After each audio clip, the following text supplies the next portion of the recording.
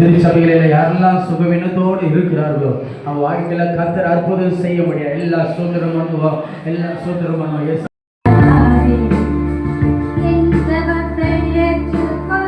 படிக்க வைக்கணும் பிள்ளைங்களை. இந்த காலத்துல சொத்து சேர்க்கிறமும் சேர்க்கல, படிக்க வச்சிருந்தோம் பிள்ளைங்களை. ஏன்னா அடுத்த சமுதாயம் அவன் ஒரு வேலையில் ஒரு ஆஃபீஸராக மாட்டாங்க, நல்லா சம்பாதிப்பான்.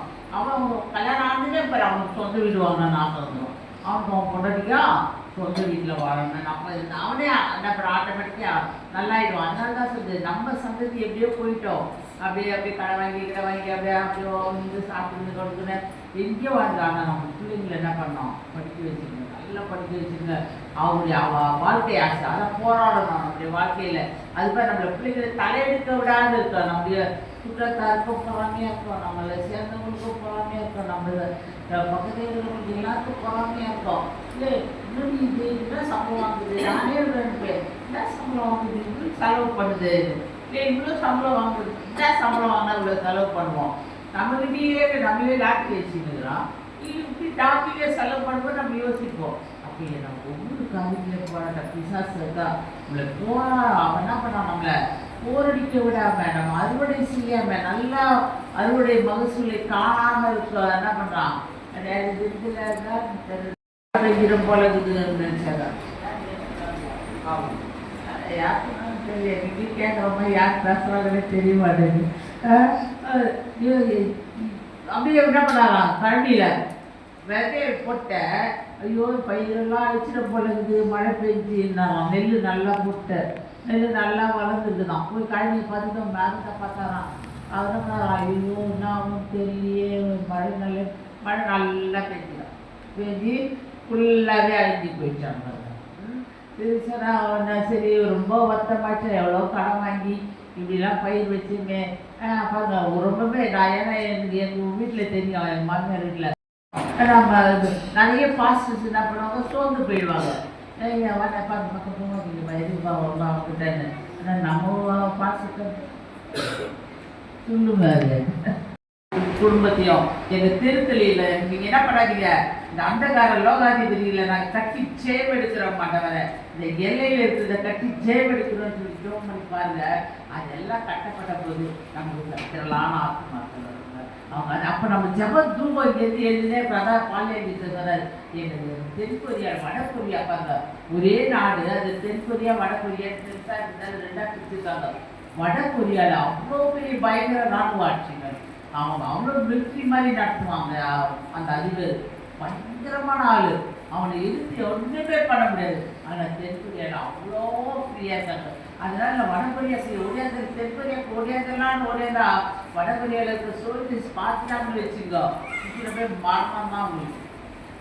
அது மாதிரி அவ்வளோ மோசமான ஒருத்தர் வடகொரியா வாங்கிட்டு இருக்கான். ஆனால் தென்கொரியா ஃப்ரீயாக இருக்குது. காரணம் என்னன்னா, தேவனை மகிமைப்படுத்தி கொண்டு தேவனை குறித்து கொண்டு அங்கே மலை இருக்குமா, மலையில் அங்கே ரூம் கட்டியிருப்பாங்க.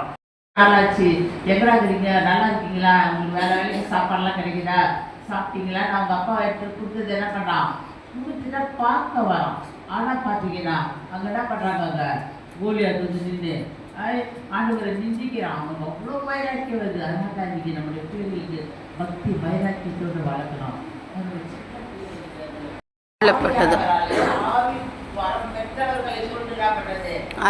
எழுதப்பட்டு இருக்கிறது. சில பாட்டு வருது, கையா தக்கான அந்த ஒரு நேரத்துக்கு எதிரினா ஆடிக்கிட்ட ரொம்ப சந்தோஷமாக அந்த பாட்டே தருவாங்க. அந்த பாட்டே போயிட்டு அதுக்கு அடுத்தது பார்த்தீங்கன்னா பழைய பாட்டாக தான் இருக்கும். பழைய பாட்டை மறுபடியும் எடுத்து பாடும்போது அது நல்லா இருந்தது. நிறைய பாட்டு பழைய பாட்டெலாம் பார்த்தீங்கன்னா ஒரு பாட்டு நிறைய சேலைகளின் கத்தர் முன்னே செல்கிறார். ரொம்ப அதெல்லாம் பார்க்கும்போது அந்த இதில் சாப்பிட விடுறாங்க அழகாக பாட்டு ரொம்ப நல்லா இருக்கும் போதுல. அது எத்தனை முறை கேட்டாலும் நமக்கு என்ன பண்ணுது, அவ்வளோ மதுரமாக இருக்கிறேன். இதெல்லாம் ஆவியானவருடைய துணை கொண்டு எழுதுது. இன்னைக்கு வேற கத்துக்குட்டி பசங்க என்ன பண்ணாங்க, எங்களுக்கும் பாட்டு வர வந்து நாங்களும் பாட்டு எழுதுகிறோம், அந்த பாட்டு வந்துட்டாரு, நாங்களும் பாடுறோம். எங்கே பாடுற, 2-3 ஸ்டேஜில் பாடுற, அதோட நீ எங்கே இருக்கிறனே காணாத போயிடுவேன். ஏன்னா ஆவியானவர் துணை கொண்டு செய்யப்பட்டது. ஒரு நாளும் நான் அது பொய்யாகாது. அதனால தான் சொல்றது, வேத வசனம் பார்க்க பெருமா செய்ய பாடுதெல்லாம் மனுஷனுடைய சுய புத்தியே பாட மாட்டாரு. எல்லாமே வசனம் இருக்கும். நீங்க பாத்தீங்கன்னா அதுல எழுதியிருப்பாங்க பிரசங்கில இந்த வசனம் வரும். அந்த ஒரு அடியிலையும் அந்த வசனத்தை மேற்கோள் காட்டியிருப்பாரு. மத்தேயில வரும், இது ஏசாயால வரும், இது எரேமியால வரும். ஒரு பாட்டு வரி அவர் ஒரு பாட்டை கூட தன் சொந்த சுய புத்தியில எழுதல. அதனால அந்த பாட்டு எத்தனை கேசட்டு பாத்தீங்கன்னா அந்த பாட்டெல்லாம் வந்தா ஒரு ராகமும் இருக்காது, ஒண்ணுமே இருக்காது, அதெல்லாம் பாடின பாட்டு மாதிரியே இருக்கும். ஆனாலும் அது ஆவிக்குரிய வாழ்க்கைக்கு ஆசீர்வாதமாக ஆவியானவர் துணை கொண்டு ஆவியாருடைய வார்த்தையை மாற்றமா எழுதுவாரு. என்னை பலப்படுத்தி கிறிஸ்துவினால எல்லாம் பலன் உண்டு. அதெல்லாம் பாட்டெல்லாம் என்னதான் வசனம் தான். அதனால தான் நமக்கு ஈஸியாக வசனம் மனப்படம் ஆயிடுச்சு. இன்னும் வசனம் மனப்படம் ஆகாதுங்க. எவ்வளோ கஷ்டமா இருக்குது இல்லையா? இப்போ இந்த வசனத்தை கண்டு பார்க்க இவ்வளோ பெருசாக இருக்குது. நம்ம இதுக்கு என்ன பண்ணுறோம், கொஞ்சம் திடீர்னு என்னுடைய அவங்க வாக்குறத என்னன்னா வாங்க அழியோ இந்த ஆட்டு கேட்காங்கல்ல வராது. அந்த ஃபஸ்ட்டு வார்த்தை வந்துன்னா அடுத்தது ஆட்டோமேட்டிக்காக வந்துடும். அப்போ அந்த ஃபஸ்ட்டு வார்த்தை அப்போ ஆவியானவர் அவ்வளோவா நேர்த்தியாக இந்த வார்த்தைகள். அதனால தான் கூட நிறைய பாட்டில் பாடினோம், உங்கள் வார்த்தையை கேட்க வந்த ஆண்டவரை இந்த இடத்துல உங்கள் வார்த்தை என்னுடைய ஆலயத்துக்கு வாங்க, உங்களை என்ன பண்ணாத நன்மையினால திருப்தியா அனுப்புவேன். ஒரு வேலை செய்யும் போது பெருக்கினே இருக்கிறேன்னு வச்சுங்களேன். நான் செய்வேன், ஏன்னா அது என் வேலை, நான் தான் சொல்கிறேன். சுற்றி பெருக்கினே இருக்கும்போது பார்த்தீங்கன்னா பெஜாராக இருக்கும்.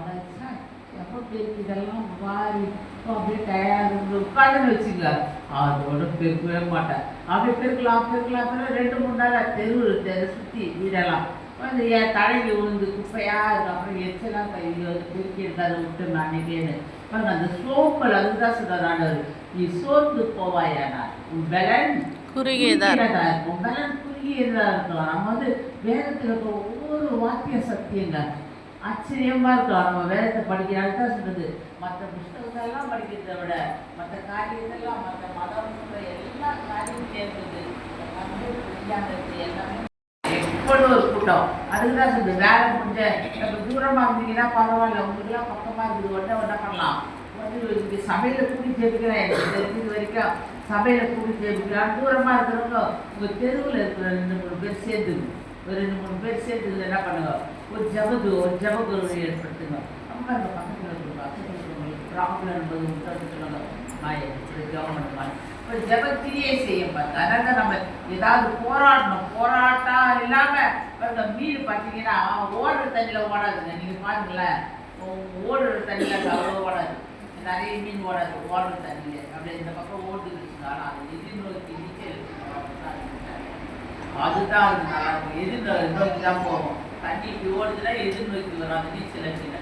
இப்போ அதுதான் இருக்குது நல்லா இருக்கும். அதனால இன்னைக்கு நம்முடைய வாழ்க்கையில் கூட போராட்டத்தை கண்டு நம்ம என்ன பண்ணுறது, ஒரு நாளும் ஒதுங்கி போயிடக்கூடாது. அதுக்கு நல்ல உதாரணம் நமக்கு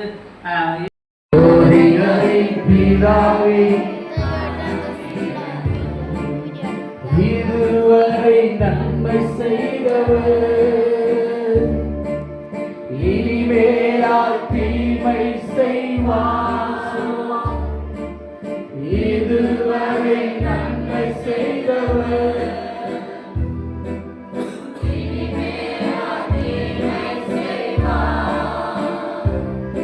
நான் நினைப்பதற்கும் வேண்டுவதற்கும்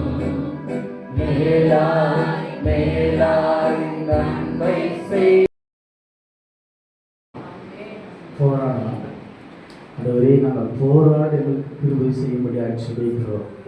எந்த இடத்துல சோர்ந்து போகாதபடிக்கு அதுவரை எங்கள் வாழ்க்கையை நீங்கள் பத்திரமாய் பாதுகாத்துக் கொள்ளும்படியாக சொல்லிக்கிறோம்.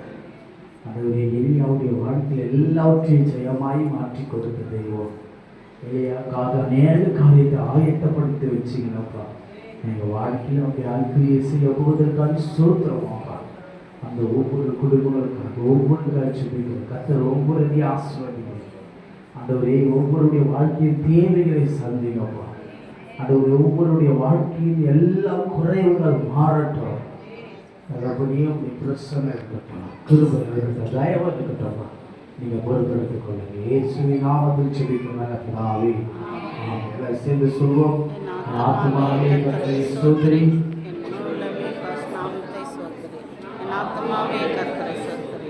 கர்த்தர் செய்த சகல நம்முடைய பிதாவாகிய தேவனுடைய அன்பும் கர்த்தராகிய இயேசு கிறிஸ்துவின் கிருபையும் பரிசுத்த ஆவியானுடைய வழிநடத்தலும் ஆசீர்வாதமும் ஐக்கியமும் பாதுகாப்பும் பராமரிப்பும் நம் அனைவரோடு இயேசு கிறிஸ்துவின் வருகை பரியந்தம் நம்மோடு கூட தங்கி இருப்பாராங்க. ஆமென். ஹalleluya.